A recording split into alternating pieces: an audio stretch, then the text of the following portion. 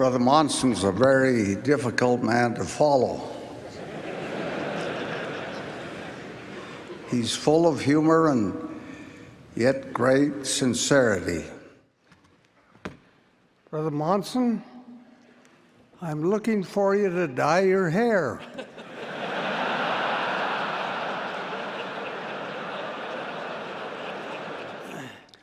A proverb in the Old Testament states, "He that is slow to anger is better than the mighty, and he that ruleth his spirit than he that taketh a city."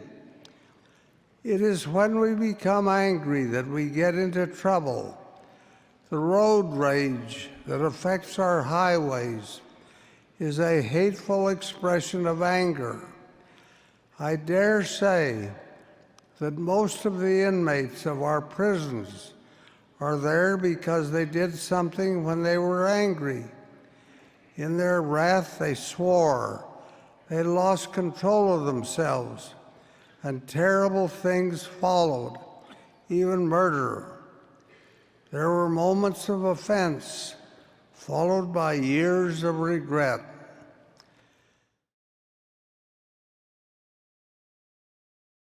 Many years ago, I worked for one of our railroads. A switchman was aimlessly strolling about the platform one day. I asked him to move a car to another track. He exploded. He threw his cap on the pavement and jumped up and down on it, swearing like a drunken sailor. I stood there and laughed at his childish behavior. Noting my laughter, he began to laugh at his own foolishness.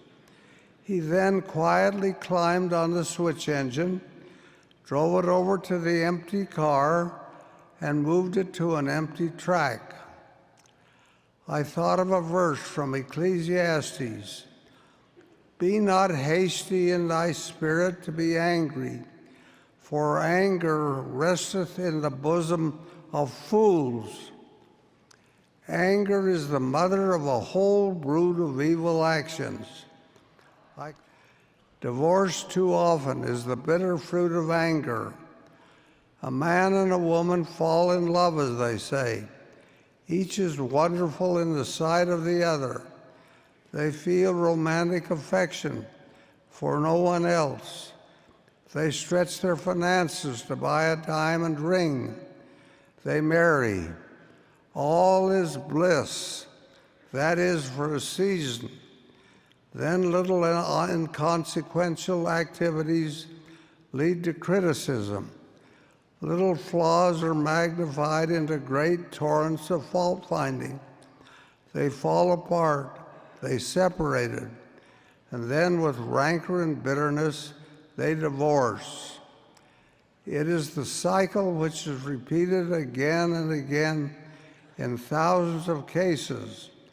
It is tragic, and as I have said, it is in most cases the bitter fruit of anger.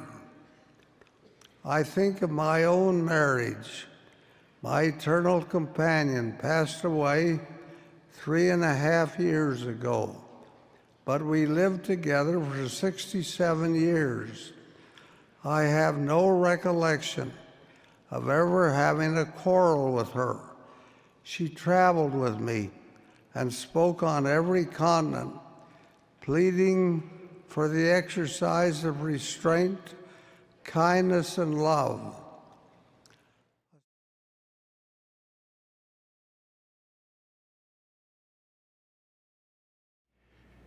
I would like to pay tribute to Sister Hinckley. She stood by his side as a loyal, faithful companion for 6 decades or more. Her wit matches his.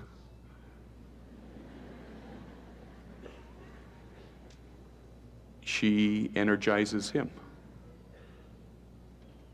She's a great example to a true loyal companion. President Hinckley, we look forward to your remarks. We're so delighted that you're with us.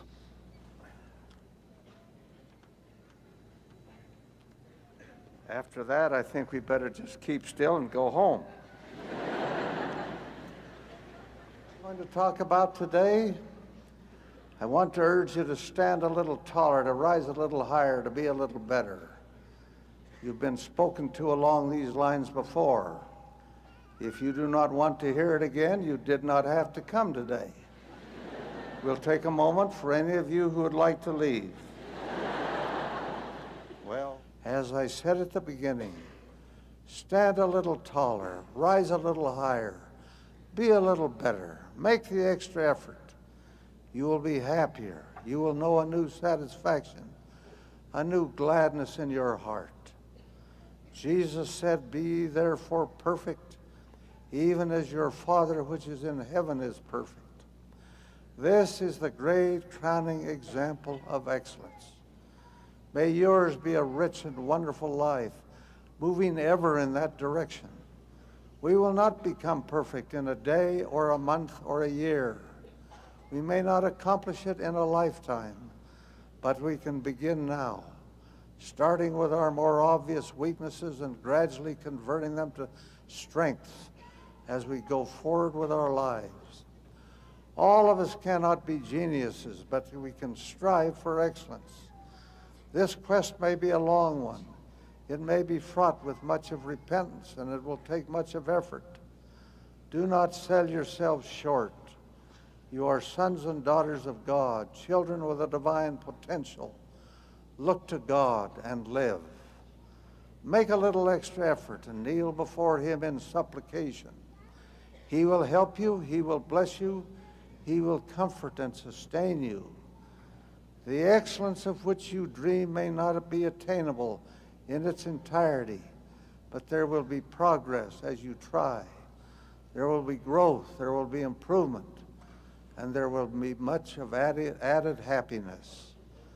If there has been failure in the past, if there has been sin, if there has been indolence, they may all be overcome. Tremendous is your opportunity to reach beyond the hoped-for goal of wealth and worldly success, though that may have some modest importance. To build and strengthen others, to relieve suffering, to aid in making the world a better place, to pick up and carry the lantern of Florence Nightingale in walking through the pain-ridden wards of the world. It was said of the Master that he went about doing good. In that process, he became the epitome of perfection. I invoke the blessings of the Lord upon you, my dear friends, to reach for the stars. If you touch them, great shall be your reward. If you stumble and fall while reaching upward, you will be happy knowing you've made the effort. May the Lord bless each of you